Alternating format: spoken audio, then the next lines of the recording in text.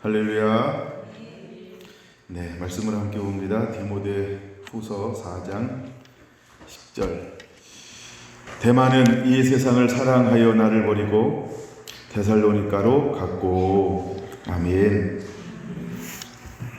네, 선한 싸움 19번째 시간입니다. 대마야 싸워라. 두 번째 대마야 싸워라 의 두 번째입니다. 이 대마를 준비하면서 하나님이 좀 넓게 보여주셨던 부분 중에서 한 부분을 더 나누어 보려고 합니다. 여러분과 통화하다가 그 부분이 뭐예요? 궁금하다고. 500원은 안 줘도 된다고 그래서 네, 오늘 그 부분을 한번 좀 나누어 보려고 볼까 생각을 합니다. 대마는 세상을 사랑하여 나를 버리고 데살로니가로 갔다. 이런 사람들이 성경에 여러 기록되어져 있습니다. 또 하나님은 언제나 이런 것들을 통해서 우리에게 경고하고 있습니다. 마지막 때의 단어는 배도라는 단어입니다. 오늘은 배도라는 부분은 다루지 않을 겁니다만 그 다음번에 다루고 싶은 것이 배도예요. 과연 대마는 배도했냐는 거죠. 근데 문장으로만 보면 대마는 배도한 사람입니다. 그럼 대마는 언제 배도하게 될까? 마지막 때라는 거예요. 그 마지막 때 일어나는 현상이 뭐냐면 고난과 환난이라는 거예요. 요한계시록은 환난이라고 표현하고 있습니다. 그래서 마지막 때 한 번도 볼 수 없었던 환난이 오면 대마와 같은 사람은 배도하게 될 것을 우리에게 보여주고 있는 것입니다. 우리가 마지막 때 어떤 사람이 되어야 할까라고 할 때 우리는 누가여야 한다는 겁니다. 끝까지 함께하는 사람. 끝까지라고 하는 것은 무엇을 전제로 하는 거예요? 모든 고난과 고통과 박해와 시험과 핍박과 복음을 통하여서 옥의 갇힘과 매맞음과 멸시와 천대와 자신의 모든 것을 잃어버리는 것을 포함하는 것입니다. 그래서 예수님은 제자들을 부를 때 나를 따르라라고 말씀할 때 버리고 전부를 버리고 나를 쫓았다라고 말하고 있는 것입니다. 그래서 예수님은 제자들을 향하여서 우리에게 이렇게 다시 강조하는 거죠. 다 버리고 나를 쫓으라. 그리하지 아니하면 이라고 말하고 있습니다. 우리가 나와 복음, 예수님과 복음을 위해서 버린 자는 이 땅에서 고난을 받대라고 말하고 있어요. 근데 고난을 겸하여 받는데 하나님이 몇 배로 주실 거라고 말씀하고 있죠? 100배요. 왜 100배일까요? 그 사람은 하늘의 자원을 쓸 수 있도록 하나님이 진리의 영과 하나님의 권능으로 두 날개를 가지게 할 것이기 때문입니다. 근데 또 하나 약속하고 있는 게 있어요. 잃어버리지 않는 게 있다고 그랬어요. 그게 뭘까요? 천국이요. 하나님의 나라를 잃어버리지 않을 것이다. 그러면 여기 10절, 11절에 소개하는 세 사람을 생각해 볼 때 대마와 누가로 한번 볼까요? 대마는 어떤 사람일까요? 처음에는 버린 것처럼 하고 쫓아다녔지만 가면 갈수록 그는 무엇을 다시 집어왔어요? 자기 것을 집어온 사람. 즉 가룟 유다와 같은 사람이죠. 가룟 유다도 예수님을 따라다닐 땐 전부를 버리고 쫓은 사람이라는 걸 잊지 않아야 합니다. 근데 가다가 결국 그는 뭐에 빠졌어요? 세상의 유혹에 빠졌어요. 그 마음은 어떤 밭으로 점점 변화되어져 가고 있었을까요? 가시밭이 되어져 가고 있다는 거예요. 가시밭의 특징들을 아시죠? 재리의 유혹과 두 번째 재리의 유혹이에요. 이생의 자랑이요. 첫 번째가요. 그리고 세 번째는 각종 욕심에 이끌려 라고 말합니다. 근데 대마는 그 마음밭을 무엇에 잃어버리고 있었을까요? 세상으로 안목의 정욕, 육신의 정욕, 이생의 자랑이라고 하는 것으로 마음밭을 빼앗기고 말았어요. 잃어버린 사람들의 특징이 뭐냐 하면 재물의 유혹에 넘어간 사람들입니다. 처음에 시작했다가 마지막에 재물의 유혹으로 넘어간 사람들이 얼마나 많은지 몰라요. 아마 그 사람 중에 한 사람이 가롯인 유다입니다. 거기까지만 다룰게요. 그래서 많은 사람들이 마지막에 재정의 유혹에 넘어갑니다. 그래서 이제 영어 성경에는 만몬이라고 했지만 우리 성경에는 그냥 재물 이 정도로 기록해서 우리가 만몬 얘기하면 마치 다른 얘기하는 것처럼 느껴질 수 있어요. 근데 마지막 때 사탄이 우리를 유혹할 건데 무엇을 통하여 유혹할 거냐 하면 만몬을 통하여 유혹할 거라는 거예요. 만몬이요. 만몬주의는 재정주의, 재물주의입니다. 이 땅에 있는 돈을 말하는 거죠. 이미 지금 우리 세대에는 점점 그런 세대로 변화해져 갔고 이미 왕성하게 활동하고 있죠.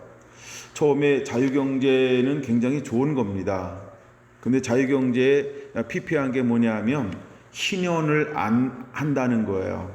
하나님은 자유경제를 만들어 놓고 하나님이 만든 질서 안에는 또 어떤 원리가 있었죠? 은혜의 해를 전파하게 하려 함이니라. 즉 희년이라는 제도를 두었다는 거예요. 희년이 뭔지 아시죠? 원상태로 회복하는 것. 근데 한 번도 이 땅에서는 원상태로 회복하는 게 없다는 거예요. 그래서 제가 한참 희년을 공부하면서 과연 그럼 이스라엘은 하나님의 나라니까 희년이 있었을까라고 하는 걸 찾아봤는데 아무도 못 찾았다라고 이야기하더라고요. 그러면 공부 많이 한 사람들이 히브리어하고 헬라어 하는 사람들이 이스라엘 가서 그렇게 뒤졌는데 못 찾았으면 히브리어 못하는 제가 가서 찾을까요? 못 찾을 겁니다. 이 말은 한 번도 한 적이 없다는 거예요. 수많은 랍비들에게 물어봤다는 거예요. 근데 희년이 있었을까요? 부분적 희년이요. 근데 하나님이 원하시는 말씀에 원하는 온전한 회복은 희년은 한 번도 이스라엘도 가진 적이 없다는 거예요. 여러분 이스라엘 사람들이 머리가 얼마나 좋은지 몰라요. 희년이 올 쯤 되면 이걸 또다시 바꿔가지고요. 희년을 안 지키려고 이걸 막 이렇게 겹치기 하고 막 여기서 통과하고 막 이런다는 거예요. 아우 예. 우리가 이제 그들이 안식을 지키는 것을 보면은 왜 형식적인 것인지를 부분적으로 알 수 있습니다. 물론 100% 다 형식이라고 표현할 수는 없지만, 그들에게 율법에서 정한 것을 안 하기 위해서 그들은 안 하지만 누구를 시켜요? 이방인들을 시키고 있다는 거예요. 그럼 이거 안식을 지키는 거예요? 안식을 이용하는 거예요? 아니면 율법주의예요? 하나님의 정신을 그대로 살고 있는 거예요? 여러분 판단이 맡기겠습니다. 이게 오늘날 존재하는 유대 사회라고 하는 겁니다. 그러니까 어떤 정부라고 하는 기구가 희년을 선포해야 되는데 법적으로 하나님의 법이잖아요. 하나님의 법 말씀이 통치하는 나라가 근데 이걸로 선포하지 않으니까 개인적으로는 희년을 합니다. 부분적으로 소수의 사람이라고 봐야죠. 근데 이게 근본적으로 희년을 선포하지 않으니까 한 번도 희년을 선포한 적이 없다는 거예요. 근데 지금 결과적으로 와서 어떤 우리가 국적이라고 표현할 수도 있지만 어느 나라 사람들이 가장 많은 돈을 가지고 쌓아놓고 있을까요? 돌리고 있을까요? 유대계라는 거죠. 한 번도 그들이 희년을 하지 않았다는 겁니다. 회복을 하지 않으니까 그들은 계속 뭘 했어요? 계속해서 자본을 축적할 수 있었다라고 하는 겁니다. 마지막에 만몬으로 넘어지게 될 겁니다. 사단은요 만몬으로 넘어뜨릴 거예요. 이게 자꾸 지금 옆으로 빠지는 건데 하고 싶은 거 안 하고 욥이라고 하는 사람이 사단이 봤을 때 왜 하나님을 섬긴다라고 사단은 바라봤을까요? 하나님이 그를 동방의 동양의 최고의 부자 부유한 자로 만들었으니까. 그러니까 부족함이 없다는 거예요. 라오디가 교회의 특징이 무엇인지 알죠? 부하여 부족한 것이 없다는 거예요. 우리가 마지막 때 특징 중에 하나가 뭐냐면 배부르고 등 따뜻하니까 평안하다 평안하다 평안하다 이렇게 외칠 때 주께서 오실 것에 대해서 우리가 준비하고 있지 아니하면 주님을 맞이할 수 없다라고 하는 걸 말씀해 주고 있다는 거죠. 오늘은 대마를 그 다음 거를 나누기 위해서 우린 누가복음 17장으로 한번 넘어가 보아야 합니다. 누가복음 17장 32절의 말씀을 읽다가 이렇게 한번 묵상해 보기 시작을 했어요.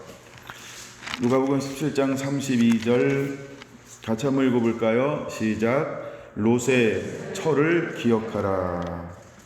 롯의 처를 기억하라는 거예요. 그 처는 아내죠. 그 롯의 아내를 기억하라는 거예요. 언제요? 마지막 때요. 언제요? 할 때 우리는 26절 노아의 때에 된 것 같이, 그 다음에 28절 롯의 때와 같으리니, 30절 인자가 나타나는 날에도 이러하리라. 이 세 단어를, 구절을 우리는 기억해야 합니다.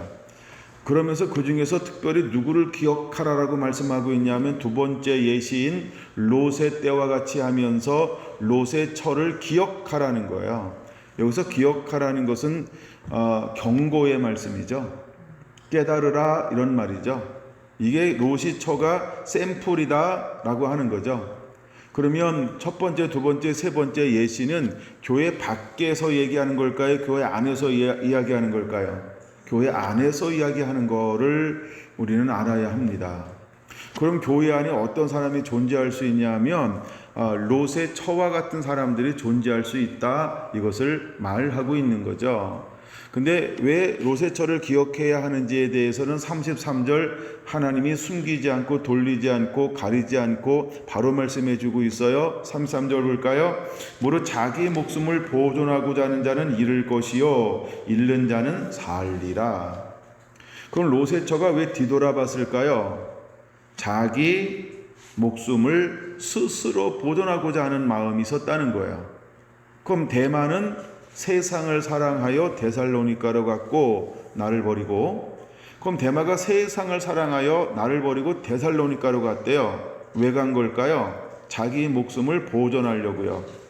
지금 사도 바울과 함께 있으니까 점점 무엇이 다가오는 것을 그는 느꼈어요? 죽음이라는 것을 느낀 거예요. 여러분, 사도 바울은 순교당합니다. 그렇게. 그러니까 대마가 똑똑한 거죠. 정황적으로 상황적으로 보니까 점점 무엇이 다가오고 있어요? 야, 죽겠다. 근데 사도 바울만 죽는 게 아니고 누구도 죽겠다고 생각한 거예요? 나도 죽을 수 있겠구나.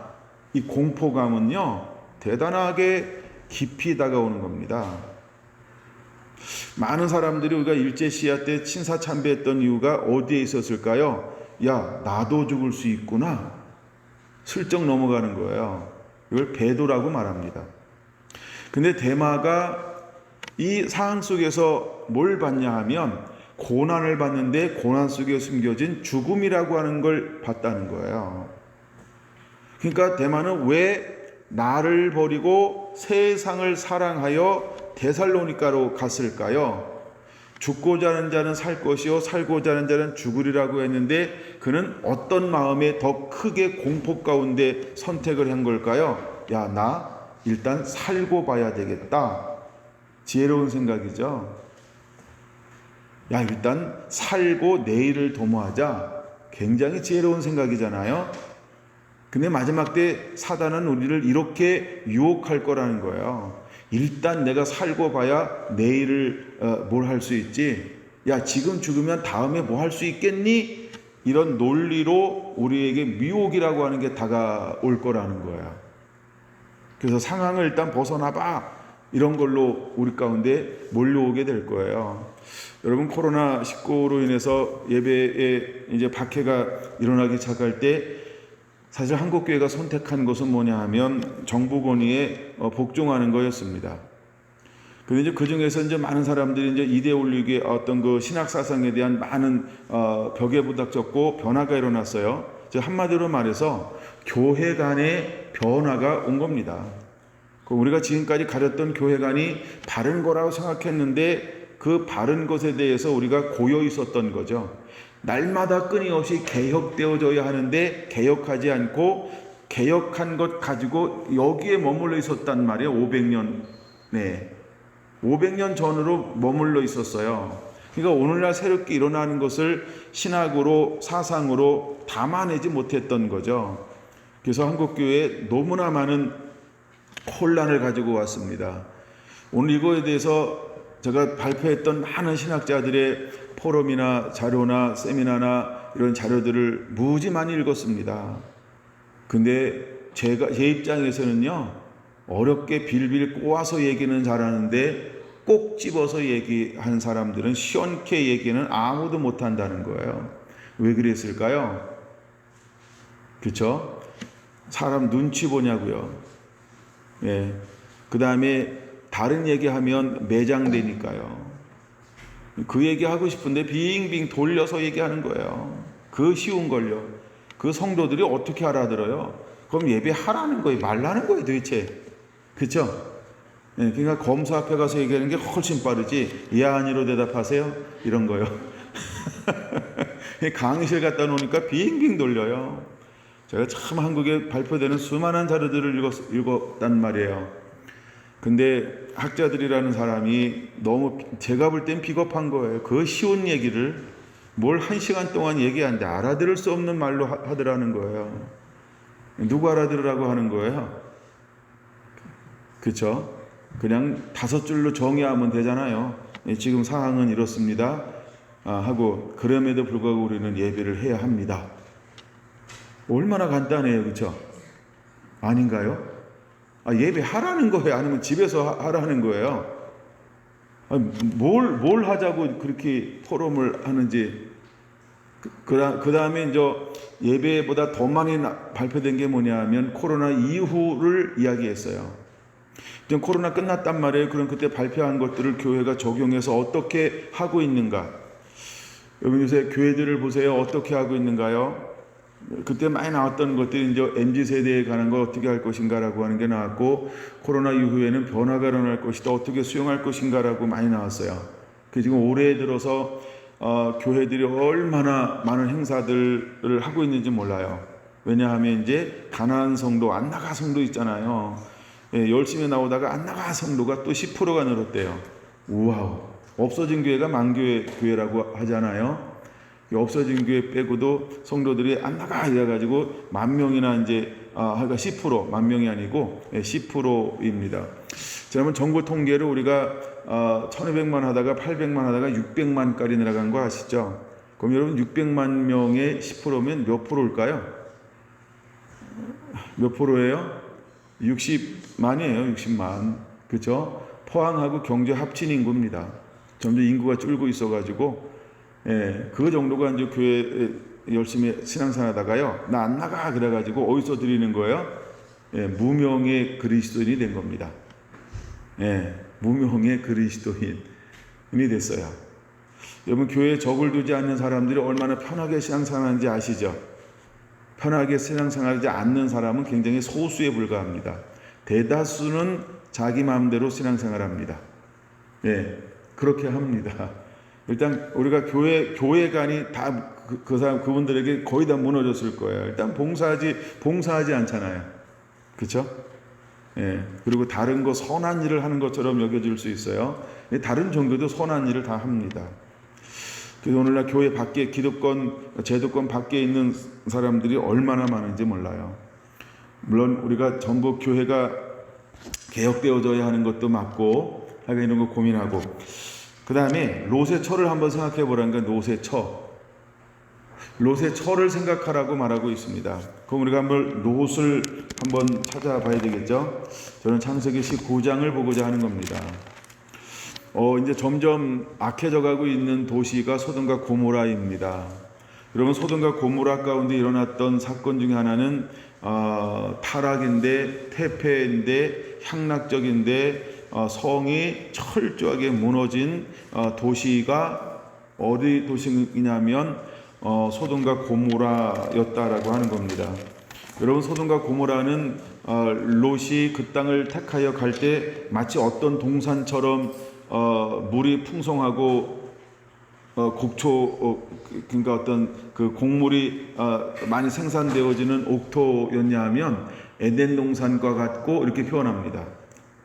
창세기 13장에 에덴 동산과 같은 동산이에요. 그 다음에 거기는 애굽과 같다 이렇게 말하고 있어요. 그러니까 가나안 땅에 가뭄이 들면 많은 사람들이 아브라함이 어디로 내려가요? 애굽으로. 왜? 애굽으로는 풍부하잖아요. 물도 풍부하고 옥토가 있으니까. 근데 거기에는 갈릴리에서 물이 흘러서 내려오고 있어요. 요단강을 갈릴리에서 요단강을 타가지고 계속해서 물이 흐르고 있으니까 그 주변에는요 옥토가 형성이 된 거예요. 얼마나 풍요로운 땅인지 몰라요. 그러니까 사람들이 거기서 자꾸 모여들어서 살고 있는 거예요.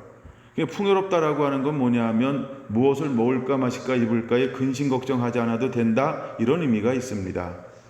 자, 그럼 삶이 점점 좋아지고 풍요로워지니까 점점 좋아지죠. 근데 그곳에 뭔가 하나 변화가 일어났다는 거예요. 그게 뭐냐 하면 타락하기 시작했다는 거예요, 사람들이. 그래서 무엇이 먹고 살만하니까 우리가 이런 거잖아요. 배에 기름 끼니까 딴 생각한다고. 놀러 다니는 거 좋아하고 유흥 좋아하고 즐기는 거 좋아하고 향락 좋아하는데 쾌락을 쫓아가기 시작하는 거예요. 근데 소돔과 고모라가 어느 정도로 타락했냐 하면 하나님께서 아주 막 역겹게 여길 정도로 그 한탄함과 부르짖음이 도저히 하나님이 이제는 더 이상 간용할 수 없을 정도로 타락함에 대한 그 청구하는 소리들이 하나님 앞에 올라오는 거예요. 그래서 그 향로가 차서 그 제약에 가득히 차가지고 하나님이 뭘 하러 내려오셨어요? 보러 내려오신 거예요. 한 번 더 기회를 주려고, 한 번 더 찾으려고 실사팀을 내보냈어요.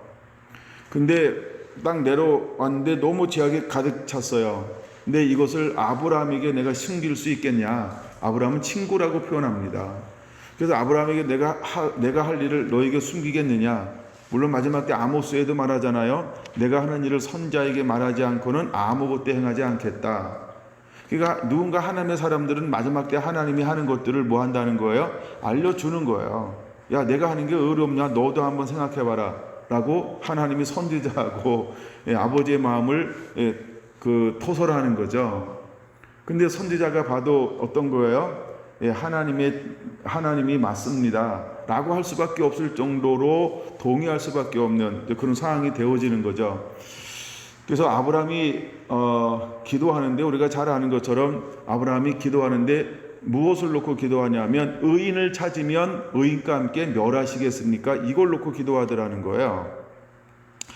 근데 아브라함이 소돔과 고모라가 멸망을 안 하려면은 최소한 의인이 50명만 있으면 하나님이 의인 때문에 소돔과 고모라를 멸망하지 않을 수 있겠구나라고 하나님께 기도하기 시작해요. 점점 내려왔는데 몇 명까지 내려왔냐 하면 18장 32절에 말하는 것처럼 10명을 찾으면 어찌하시려나이까 라고 말하고 있어요. 근데 10명 이하로 안 내려간 데는 뭔가 이유가 있는 거죠. 다시 말해서 폐역하고 타락한 소돔 고모라가 멸망하지 않기 위해서 의인 최소 10명이 필요하다는 거예요. 의인 10명이라고 하는 건 어떤 의미가 있냐 하면 이런 의미가 있습니다. 타락한 도시에서 의인 10명이 일어나 빛을 발하여야만 소돔과 고모라의 빛을 확산시킬 수 있다는 거예요. 그러니까 누군가를 변화시킬 수 있는 최소의 인원이 10명이라는 거예요. 10명의 의인이 있어야 타락한 한 명이 돌아오기 시작하는 거예요. 10명이라는 생장점, 10명이라는 가지의 생장점이 있어야만 한 사람이 돌아올 수 있다는 거예요. 그래서 의인 10명을 요구하는 거예요. 왜? 저도 이게 옛날에 이렇게 생각해서 이게 깨달아지기 전에는 왜 10명을 놓고 끝났지? 5명이요? 3명이요? 2명이요? 1명이요? 왜 여기까지 가야 되지? 이런 생각 참 많이 했어요. 근데 이번에 다시 이걸 묵상하는 가운데 그런 마음이 훅 제 안에 들은 거예요. 10명을 요구하는 데는 이유가 있다. 왜냐하면 이 타락한 것을 회복하기 위해서는 한 명 가지고는 소돔과 고모라를 타락한 것에 대해서 회복시킬 수 없다는 거예요. 2명 가지고도 안 되고 5명 가지고도 안 되고 10명이 최소 10명이 있어야 타락한 소돔과 고모라를 변화시킬 수 있는 이 생장점, 변화의 시작을 할 수 있다는 거예요. 나중에 베드로 후서에서 볼 겁니다. 베드로 후서 2장 7절 8절인데 거기 의로운 롯이 살고 있었단 말이에요. 근데 그는 무법한 자와 음란한 자를 보면서 영향을 발산했어요? 아니면 점점 쇠퇴해져 가고 있어요? 그게 베드로 후서 2장 7절 8절에 그렇게 기록하고 있다는 거예요. 그러니까 혼자의 의로운 사람 혼자 가지고 안 되는 거예요. 의로운 사람 딸, 그 다음에 아내와 2딸, 4명 가지고도 안 된다는 거예요. 그 다음에 사위들은 뭘로 여겼더라? 농담으로 여겼더라. 그러니까 그는 의로운 자는 아니었고, 더 이상 그에게 속한 자가 없어요. 그러니까 최소 우리가 이제 롯의 척까지도 한번 껴줘. 일단 껴줘. 예, 그래가지고 4명의 의로운 자가 그 땅에 살고 있었지만 그 소돔과 고모라의 빛을 발해서 변화를 일으킬 수 있었을까요? 영향력을 행사할 수 있었나요? 안 된다는 거예요. 그럼 최소한 소돔과 고모라를 변화시키는 데는 몇 명이 필요하다는 거예요? 10명의 말씀대로 사는 사람이 하늘의 영광을 보여주어야만 변화를 시작할 수 있다는 거예요. 그래서 아브라함은 10명까지 기도한 거예요. 그냥 10명으로 그냥 자의적으로 멈춘 게 아니고 덜 사랑해서 더 긍휼해서 기도하고 싶지 않아서 아니면 지쳐서 포기한 게 아니고요. 소돔과 고모라를 타락한 그때 그 음란과 무법한 그 완악함과 태폐의 빛을 발하는데 최소한의 10명은 비춰야 한 사람이 돌아올 수 있는데 그 10명이 없음을 그는 안 거예요. 아하. 그래서 거기서 기도를 멈춘 거예요. 여러분, 오늘 우리가 이 도시에서, 내가 사는 곳에서 어떤 사람이 되어야 할까? 정말 성결한 교회가 어떤 것을 담고 있는 교회가 되어야 할까? 이건 굉장히 중요한 앞으로 질문이 되어야 한다는 것입니다. 하나님은 있는 그곳을 변화시키기를 원하는 거예요. 내가 우리 교회가 이곳에 있음으로 인해서 하나님께서 이 도시에 다시 한번 긍휼을 베풀 이유가 어디에 있어야 될까? 일어나 빛을 발하라. 그렇죠? 내가 의인이냐 하는 거야. 그런 그 의인 때문에 하나님은 그 도시를 뭐 하겠다는 거예요? 심판을 연기하겠다는 거예요. 이 심판을 연기한다는 것은 무슨 의미가 있어요? 의인에게 사역할 수 있는, 일할 수 있는, 빛을 발할 수 있는, 하나님의 영광을 드러낼 수 있는 기회를 주겠다라고 하는 거예요. 할렐루야. 여러분, 우리가 이 사명의 길을 감당하는 자가 되어야 한다는 것입니다. 제가 베드로후서 2장을 읽으면서 일단은 롯이 의인이라고 하는 것을 우리가 다 인정해야 합니다. 그는 의로운 자예요. 그래서 하나님의 천사가 어느 집에를 방문하냐면 롯의 집에를 방문하는 거죠. 근데 사람들이 대문을 두드리면서 문을 두드립니다. 우리가 그들과 천사들과 상간한다 이 말은 뭐냐 하면요, 성적인 성을 즐기겠다, 그냥 섹스를 즐기겠다, 이런 용어를 가지고 있는 겁니다. 그래서 롯이 무엇을 내놓으려고 했어요? 우리의 딸들이 있으니 하면서 딸들을 바꿔치기 하려고 했던 마음이 있는 거죠. 누구를 대접하기 위해서? 하나님의 천사들을 대접하기 위해서. 여러분, 우리가 의롭다고 했을 때 롯이 가지고 있는 경고는 얼마나 이 무너지고 있는 의로움인지를 알아야 돼요. 그래서 이런 거예요. 마지막 때 하나님께서 그 마지막 때 하감하지 아니하면 아무도 그 심판 앞에 설 수 없다고까지 말씀하신 이유가 왜 그랬는가를 우리가 깨달아야 하는 것입니다. 그러니까 하나님의 은혜 주지 않으면 우리의 힘과 능으로는 그 타락 앞에, 마귀의 유혹 앞에 우리가 제대로 설 수 없이 전부 다 무너지고야 말 거라는 것을 보여주고 있는 것입니다. 왜냐하면 점점 롯이 가졌던 좀 의로움인데 그 의로움인데 그는 어떻게 싸우고 있어요? 홀로 싸우는 거예요. 여러분, 홀로 싸울 때 얼마나 외로운지를 우리가 알아야 합니다.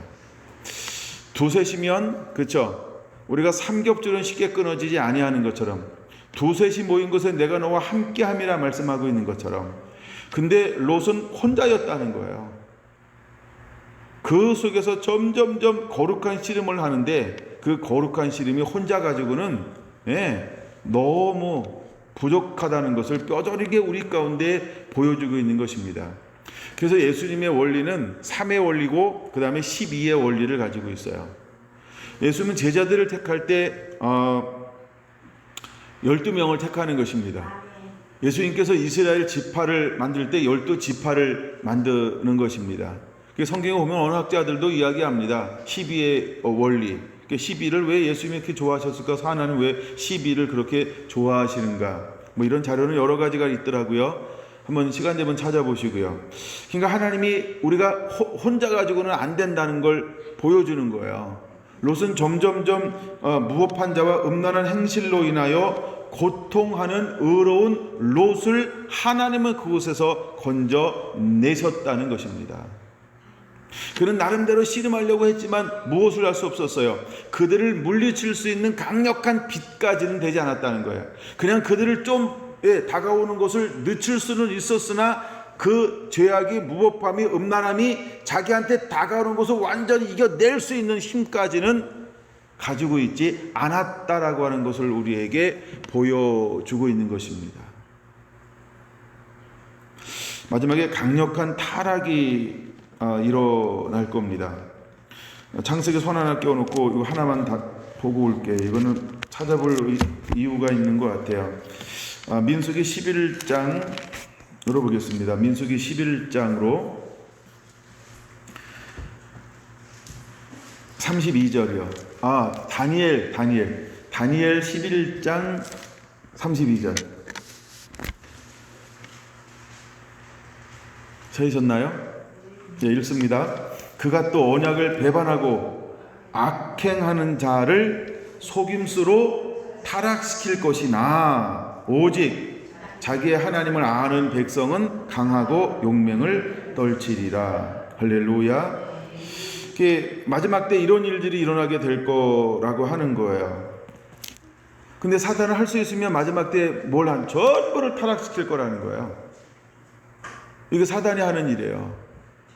그러니까 사단은 롯도 끊임없이 그를 공격해서 타락시키는 게 사단의 목적이라고 하는 것입니다.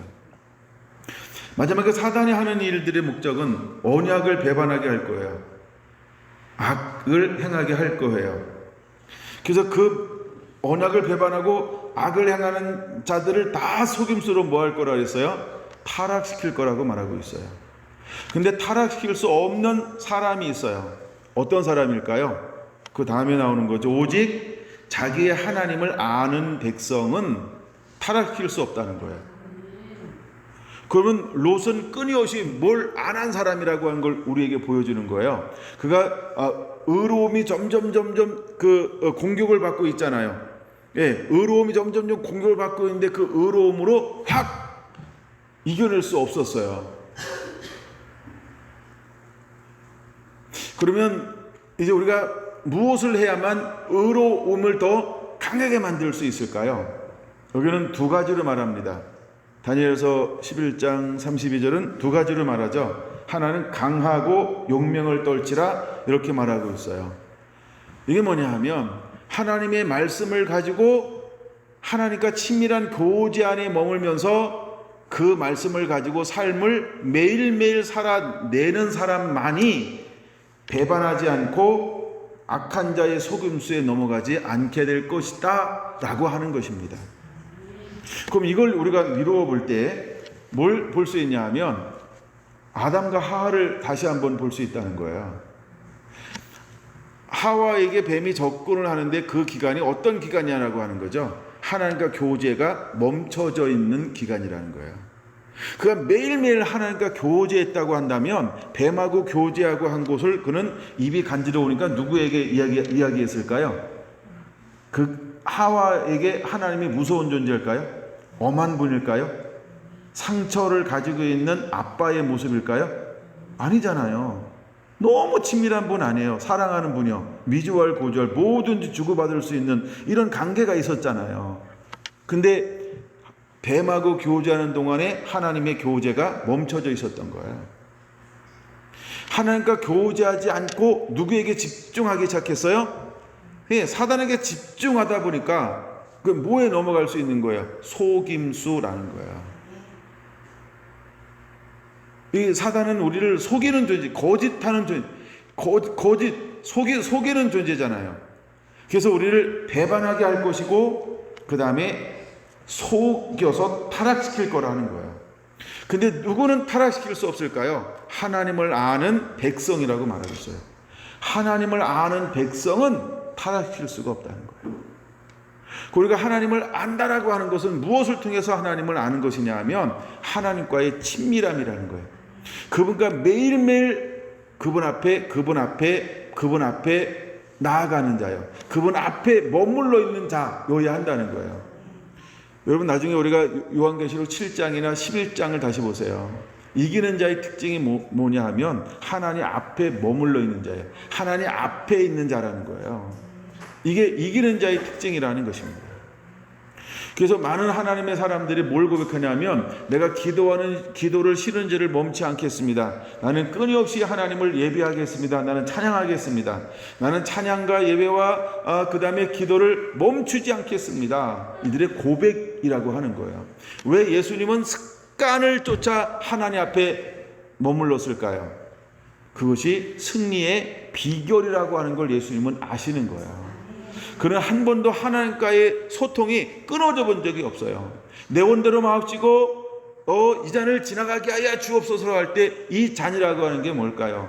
아버지와의 친밀함, 아버지와의 관계, 아버지의 관계가 멈춰지는 거예요. 이제 이 시대를 살아가는 저와 여러분들은 그 위중함을 다시 한번 우리 안에 회복하게 되기 원합니다. 우리가 하나님 앞에 머무르는 것, 이것이 얼마나 소중한지를 깨달아야 돼요. 강하고 용맹을 바란다라는 단어는 제가 오늘 책을 보다가 강렬하게 받은 적이 있어서 저 지금도 그걸 기억하고 있어요. 강하다라고 하는 건 뭐냐 하면 세상의 영향을 안 받는 걸 말하고, 용맹을 바란다라고 하는 건 뭐냐 하면 세상의 영향을 안 받는 동시에 오히려 내게 있는 빛을, 내게 있는 생명의 말씀을 가지고 세상을 변화시키는 것을 말하는 거예요. 그러니까 하나님은 어떤 사람들을 이 시대에 찾고 있는 걸까요? 세상의 영향을 안 받고 세상에 오히려 도리어 영향을 줄 수 있는 사람이요. 그러니까 사탄이 이런 사람은 감당하지 못하였다라고 히브리서 11장 38절에 말씀하고 있는 거예요. 여러분 마지막 때의 신부는 어떤 사람이어야 할까? 강하고 용맹을 바라는 자, 세상의 영향을 받는 것이 아니에요. 히브리서 12장에 말한 것처럼 너는 이 세대를 본받지 말라는 거예요. 할렐루야. 여러분 로마서 12장 우리가 세상을 본받지 않는 자가 되어야 합니다. 아멘. 그리고 히브리서 12장은 믿음의 지 온전케 하신 예수 그리스도를 바라보는 자가 되어야 할 줄로 믿습니다. 아멘. 하나님은 우리 보고 예수님을 바라보는 자가 되라고 말하고 있는 거예요. 믿음의 지 온전케 하신 예수 그리스도, 그분을 매일매일 바라보지 아니하면, 우리가 그분의 얼굴을 구하지 아니하면 강하고 용맹을 바랄 수 없다는 거예요. 하나님의 얼굴에 있는 영광의 강체가 우리 가운데 비춰져야만 마지막 때에 누가처럼 떠나지 아니하고 끝까지 함께 동행할 수 있다는 거예요. 사단은 할 수 있는 모든 사람들을 미혹할 겁니다. 여러분 대만은요 뜨거운 사람이었어요. 그가 2차 전도여행을 하는데 함께 했어요. 그럼 2차 그 다음에 몇 차가 있을까요? 3차 전도여행에 그는요 자석처럼 붙어있는 사람이었어요. 얼마나 큰 조력자였는지 몰라요. 그리고 4차 5차 뭐 잠깐 나갔다 해서 이제 전체 크게 하면 5차까지 우리가 보고 있잖아요. 그때도 그는 함께 했던 사람이었다는 걸 우리는 기억해야 합니다. 근데 그는 뭘 하지 못했어요? 끝까지 인내하는 걸 못했다는 거예요. 여러분 우리가 가정도 중요하지만 하나님에게 뭘 요구할까요? 끝까지 인내하는 자를 보겠느냐라는 것입니다. 끝까지 인내하는 거예요. 아니 우리가 결승점이 여기 있는데 결승점을 열 볼을 남겨놓고 여기서 쓰러졌다, 여기서 멈췄다. 그럼 이 사람이 이긴 걸까요? 기록을 인정받을 수 있을까요? 이 결승선을 지나야만, 그쵸? 지나고 나서 쓰러져야만, 그때 결승전을 무조건 지나야만 그때서야 기록을 인정받을 수 있는 거예요. 근데 대만은 어떻게 했어요? 사단이 와서 뭘 하려고 할까요? 결승전이 다가오기 전에 그를 속임수로 타락시키려고 할 거라는 거예요. 그래서 롯의 생각하라, 기억하라라고 말하고 있는 거예요. 이제 우리가 10명이 왜 10명이어야 하는지에 대해서 좀 설명을 드린 거예요. 이 부분은 성경이 굉장히 많아요. 저는 민수기 20장 12절을 굉장히 좋아합니다. 왜냐하면 그걸 강렬하게 하나님께 제 영에 레마로 주었기 때문에 그런 거예요. 하나님은 민수기 20장 12절인데요. 하나님은 모세가 어떤 사람이 되기를 원한 거예요? 나를 나타내기를 원했단 거예요. 근데 모세가 결정적으로 뭘 실수했어요? 백성들 앞에서 하나님의 거룩함을 나타내지 못했다는 거예요. 그럼 하나님은 롯에게, 또한 롯의 처에게, 또한 두 딸에게, 아니 오늘을 살아가는 저와 여러분에게 하나님은 무엇을 요구할까요? 너는 나의 거룩함을 나타내는 통로이어야 한다 라는 것입니다. 이게 의로운 사람을 찾는 이유인 것입니다. 의로운 사람은 내가 아닌 내 안에 계신 누굴 드러내는 거야? 하나님을 드러내는 거야. 하나님의 영광을 드러내는 거예요. 그래서 우리를 일컬어 빛이다라고 말하는 거예요. 우리를 일컬어 빛과 소금이다라고 말하고 있는 거예요. 소금이 그 맛을 잃으면 무엇으로 짜게 하리요? 밖에 버려 사람들에게 밟힐 뿐이라고 하는 거예요. 근데 오늘 이 시대에 우리가 롯의 처를 기억하면서 이 부분을 한번 롯의 처를 좀 더 다시 한번 이야기해 볼까요? 그러면 롯도 구원받았어요. 두 딸도 구원받았어요. 근데 롯의 처도 처음에는 구원의 여정에 동참을 했단 말이에요.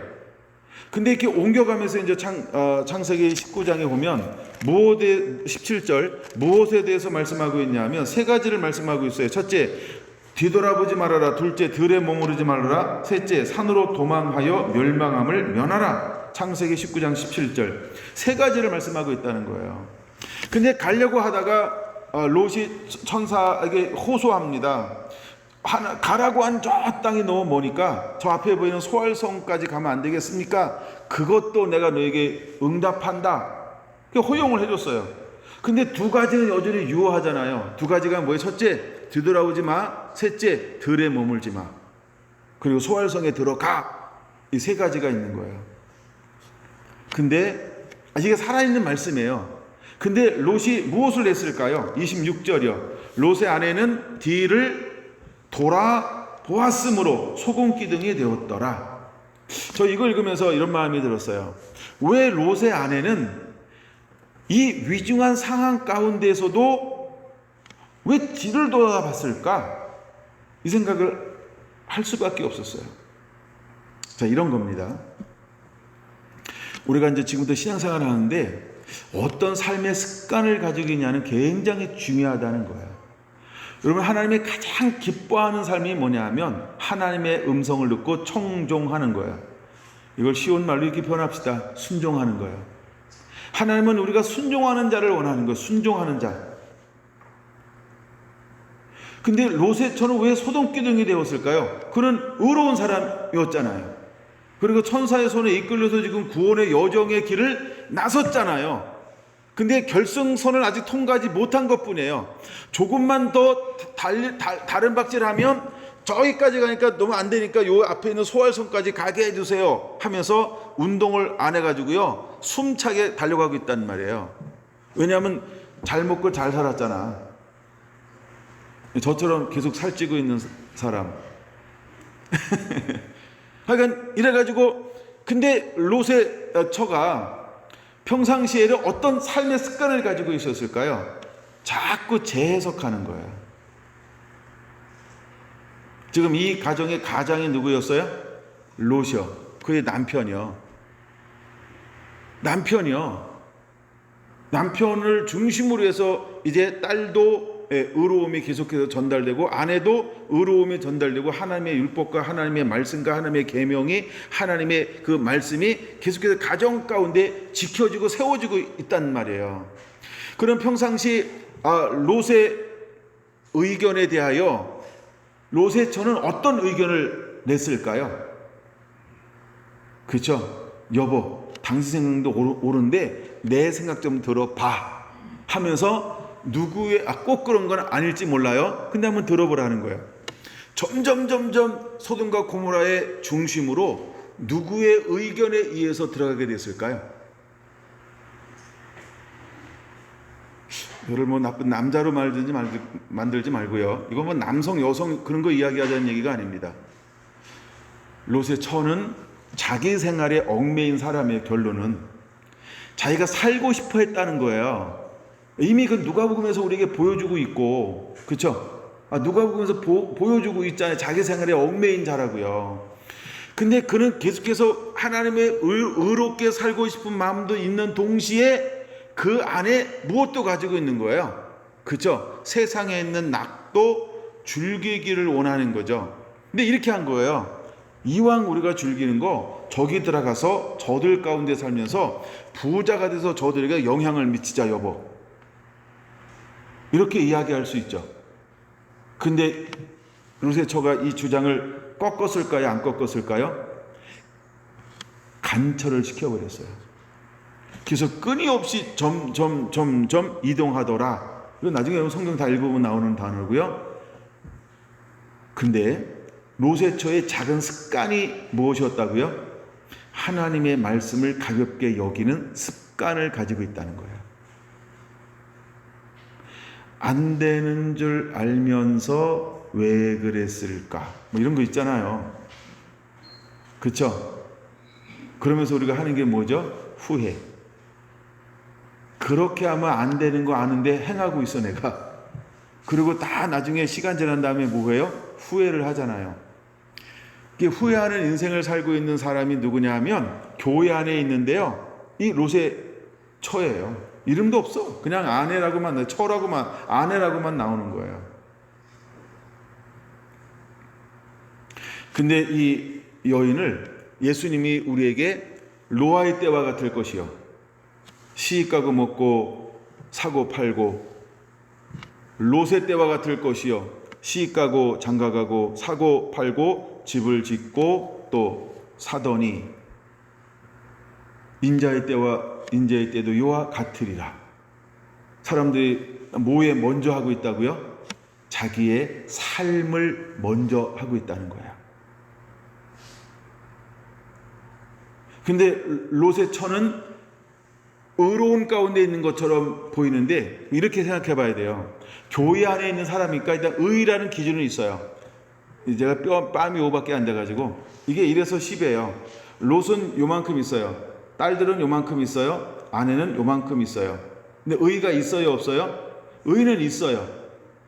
의는 있는데 이 의를 가지고 뭘 하지 못했어요? 다른 사람들을 변화시킬 수 있는 영향력을 발산할 수 있는 생명을 나눌 수 있는 의까지는 안 되더라는 거죠. 누가요? 아내도 그랬고 딸도 그랬고 또 누구도? 롯도 똑같은 거예요. 다른 사람을 더 이상 변화시킨 사람이 없어요. 롯으로 말미암아 또 너에게 속한 자가 있느냐라고 묻잖아요. 12절 19장 12절 이외에 내게 속한 자가 또 있느냐라고 할 때 롯은 속한 자를 데리고 왔나요? 제자 삼은 자를 데리고 왔나요? 변화시킨 사람을 데리고 왔나요? 나와 같이 하나님을 경외하는 사람을 만들어냈을까요? 아무도 없다는 거예요. 그렇죠? 여러분 왜 우리가 119 열매 맺지 않으면 안 되는지 이거 위험성이라고 한번 경고해 볼까요? 정신 차리게? 그러면 정신 차릴래나? 듣고 잊어버릴래나 모르겠어요? 여러분 우리가 내게 속한 자를 또 만들어내지 않으면 마지막 때 하나님의 대위명령이 뭐냐 하면 가르쳐 지키게 하라는 거예요. 가르쳐 지켜 행하게 하라는 거예요. 마태복음 28장. 근데 롯에게는 어떤 사람이 없었어요? 내게 속한 자가 또 있느냐라고 부를 때 그는 아무도 데려올 수 없었다는 거예요. 그러면 롯의 복음의 능력, 삶의 능력, 말씀의 능력, 의로움의 능력, 믿음의 생명의 능력은 뭘 할 수 없는 믿음이고 의로움이었을까요? 자기 혼자는 간간히 살 수 있을지 모르지만 누군가에게 생명을 나누어 줄 수 있는 정도의 의로움의 영향력은 가지고 있지 않았다는 것입니다. 근데 그 중에 또 한 사람이 문제가 되는 거예요. 생명력이 나누어 줄 수 없어서 자기는 혼자 지켜내는데, 이게 나중에 고린도서 3장에 나무, 풀, 집 똑같은 거예요. 마지막에 공덕이 나타날 것인데 뭘로? 불로. 다 없어지면 무엇 가운데서 구원을 받는 거야? 불 가운데서 구원받는 거와 같을 것이요, 이런 거예요. 내가 한 걸 아무것도 지켜낼 수가 없어요. 근데 롯의 처는요, 너무 믿음의 수준이 바닥을 치고 있는 거예요. 그래서 제가 요만큼이라고 표시한 거예요. 요만큼. 만약에 1에서 0에서 10이다 그러면 그의 의의 수준 1.2. 그냥 제가 만들어낸 거예요. 그 정도로. 그래서 제가 묵상해 본 거예요. 누가 계속해서 소돔과 고모라의 그 제약의 조선을 가까이 점점 들어가자고 주장했을까라고 했을 때 나는 아내일 수 있다라고 생각을 한번 해보는 겁니다. 물론 롯일 수도 있어요. 그러나 한번 그 생각해 보자는 거예요. 근데 왜 그는 이 위급한 상황 속에서도 뒤돌아보았을까요? 왜 뒤돌아봤을까요? 분명히 말했잖아요. 지금 이 급박한 상황을 못 느낀단 말이에요. 그래도 최소한의 급박한 상황을 느낀 사람은 3명은 느꼈잖아요. 누가 느꼈어요? 2딸과 아버지 롯은 느꼈잖아요. 근데 왜 아내는 이 위급한 상황을 못 느낄까요? 믿음이 제일 없는 거예요. 그리고 계속 끊임없이 이는 뭘 추구했을까요? 하나님의 나라나 하나님의 의나 말씀대로 사는 것보다는요, 언제나 자기 생각을 또 덧붙였어요. 이래도 되겠지? 이렇게 살아도 되겠지? 아브라함이 나를 구하러 오겠지? 아브라함이 구하러 왔잖아요.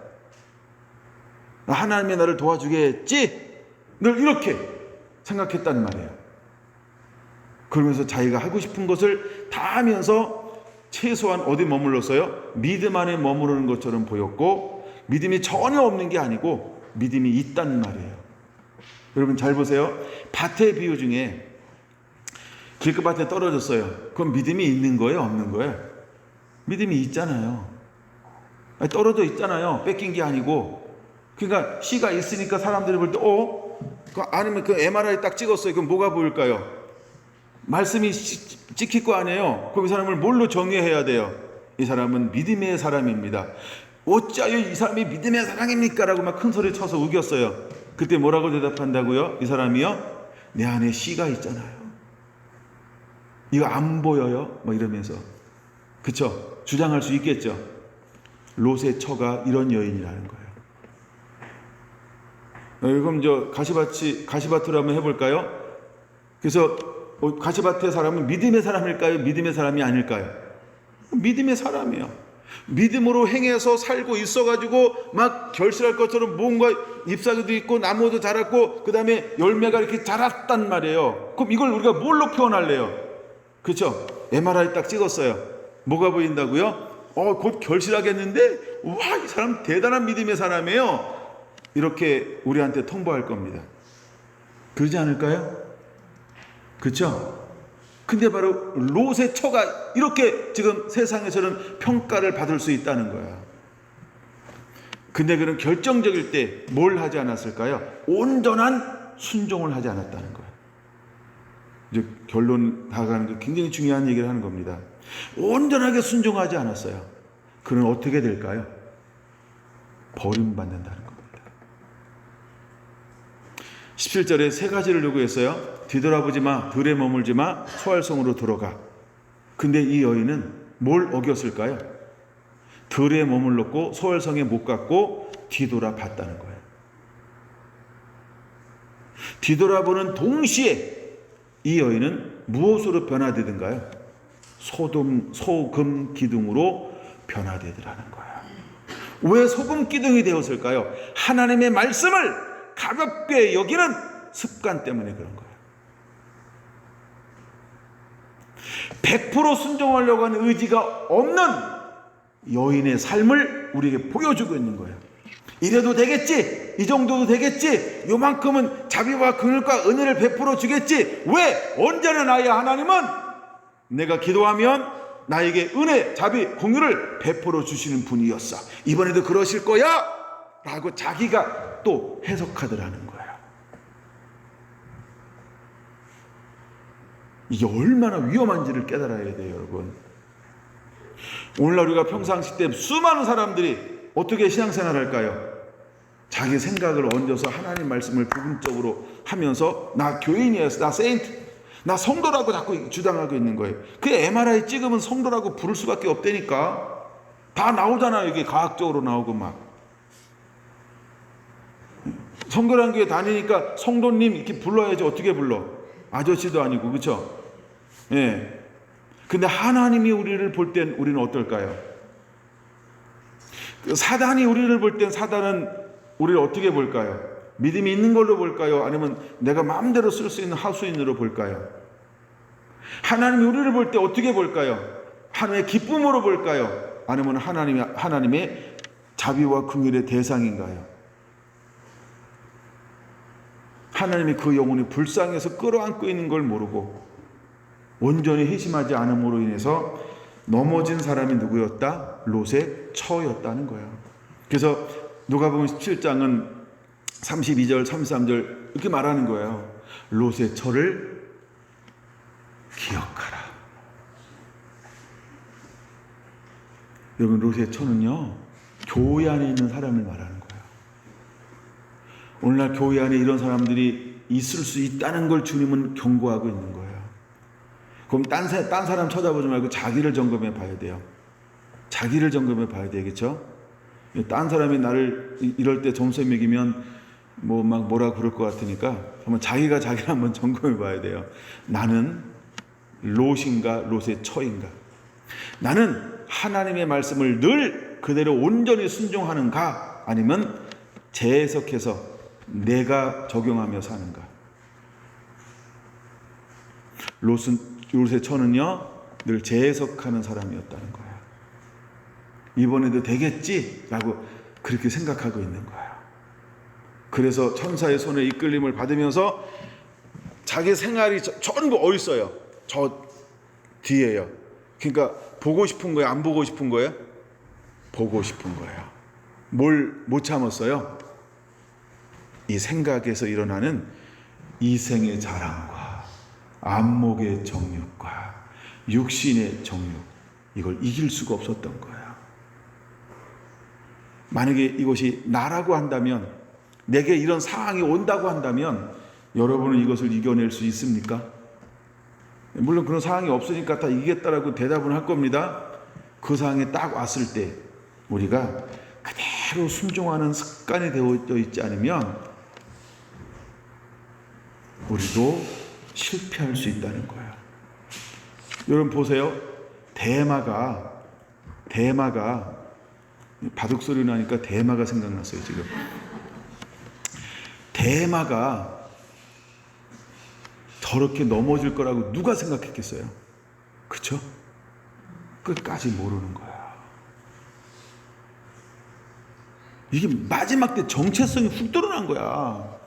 가룟 유다가 저렇게 실패할 거라고 그 마지막 만찬장에서도 몰랐단 말이에요.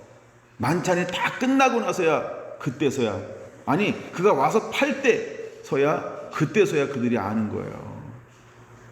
여러분, 우리가 몰라요. 내가 정말 하나님 앞에 이런 표현 쓸게요. 구원받은 자인지 마지막 때 버림받을 수 있는 자인지, 내가 가라진지 내가 알곡인지도 마지막 때까지도 모를 수 있어요. 그러면 여러분, 사랑하며 사는 자가 되세요. 사랑하며 사는 자가 되세요. 사랑하며 사는 자가 되세요.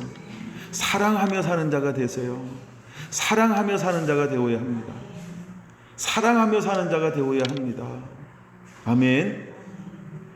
여러분, 사랑하며 살 때는 이길 수 있어요.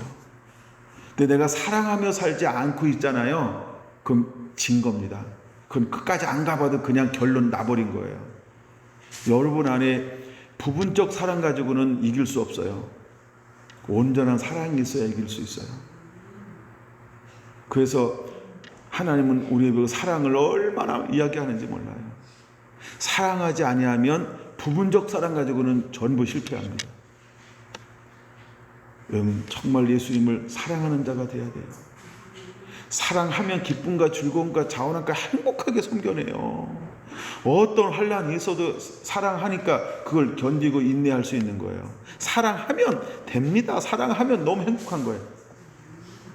사랑하면 손해봐도, 사랑하면 매를 맞아도, 사랑하면 고난이 와도, 사랑하면 핍박이 와도 그걸 감당해낼 수 있다는 거예요. 근데 사랑하지 않으면 그때부터 뭘 찾을까요? 자꾸 애굽을 찾을 수 있어요. 나쁜 놈들 정말 나쁘잖아요.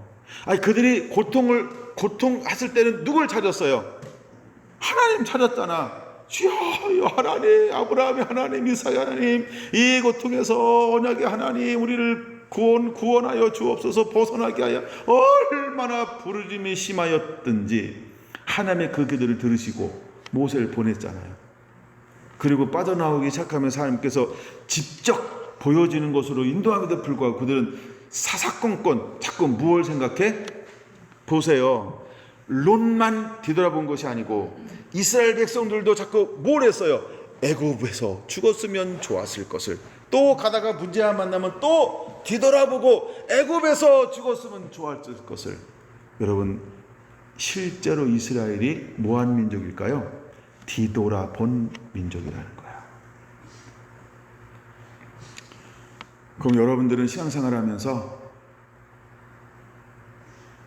뒤돌아보고 있지는 않나요? 왜 하필이면 성결한교회일까 하면서 뒤돌아볼 수도 있고, 우리가 경주에서 이렇게 오래된 머물러 살지 하면서 뒤돌아볼 수 있고, 또 왜 우리가 하면서 여러 가지로 뒤돌아볼 수 있는 환경이 뭐 여러분들 스스로 알겠죠? 전 잘 몰라요. 안 물어봐서. 하여간 만약에 뒤돌아보는 것이 있다고 한다면 여러분 그 미련을 버려야 합니다. 자기 생활에 얽매이면 롯의 처처럼 실패할 수 있다는 거예요. 롯의 처가 뒤돌아본 이유는 자기 생활에 얽매였기 때문이라는 거예요. 자기 목숨을 보존하고자 할 때 롯의 처는 뒤돌아봤다는 거예요. 그럼 여러분 잘 보세요. 이걸 요 사항만 딱 끄집어내요. 요 사항만 딱 요 단어만 한번 봅시다. 자기 생명을 보존하고자 뒤돌아봤다. 이게 옳은 거예요? 지혜로운 거예요? 이런 질문을 제가 이상하게 잘하고 있는 건데요. 요 사항만 딱 보면 옳은 거예요? 지혜로운 거예요? 그쵸? 근데 전체 상황에서 딱 보면 이해가 됩니까? 여러분, 그렇게 야근 척 안 하셔도 된다는 거예요. 온갖 자기가 미사고를 다 집어넣어서 목사님, 나 이렇게 할 수밖에 없었어요. 나를 설득시켰어요. 내가 구원자인가요? 그쵸? 여러분, 저는 구원자가 아닙니다. 저는 민원 청구를 해드릴 수는 있으나, 그쵸? 제가 그 기준을 세운 사람이 아닙니다. 여러분, 하나님 말씀 앞에, 하나님 앞에서 거짓말할 수 없는 명백하게 드러나는 그분 앞에서 여러분 서야 할 때가 있다는 걸 우리는 기억해야 한다는 거예요. 나는 속일 수 있어요. 물론 나는 그런 거에 대해서 길게 물어보는 성격이 아닙니다. 그렇죠? 뭔 얘기하면 내가 꼬치꼬치 육하원칙으로 물어보는 거 봤어요? 난 육하원칙을 일부러 안 물어봅니다. 왜요? 이유가 있겠지. 사정이 있겠지. 뭔가 있으니까 그렇게 얘기하겠지. 하고서 존중해 주는 거예요. 그래서 여러분, 그러나 하나님 앞에 섰을 때는 저처럼 물어보지 않아요. 뭐냐 하면 그냥 내 영이 알아요. 내 영이 하나님 앞에 내가 바르게 서 있는지 바르게 서 있지 않은지를 내 영이 그냥 아는 거예요. 내가 참 오래전에 읽은 책 중에 이게 너무 기억에 남는 하나가 있어요. 지옥은 하나님이 보내는 게 아니고 스스로 가는 것이다. 이 표현이 제 안에 남아 있어요. 그렇구나. 내가 그 거룩한 하나님과 함께 할 수 없는 나 자신을 보니까 거기에 들어갈 수가 없는 거예요. 그 거룩한 곳에 들어가면 죄를 가지고 너무 괴로운 거야. 그러니까 괴로우니까 괴롭지 않은 곳을 향하여 뒷걸음 칠 수밖에 없는 것이 뭐다? 지옥이라는 거예요. 거룩한 곳에 내가 있을 수 없는 걸 알기 때문에 내가 있는 곳을 찾아서 뒷걸음질 치다가 떨어지는 곳이 지옥이라는 거예요. 여러분 어떤가요? 누군가 나를 지적하지 않아도 롯의 처처럼 그렇게 살고 있다고 한다면 여러분들이 일어나는 자가 되어야 할 줄로 믿습니다. 할렐루야. 네, 기도하겠습니다.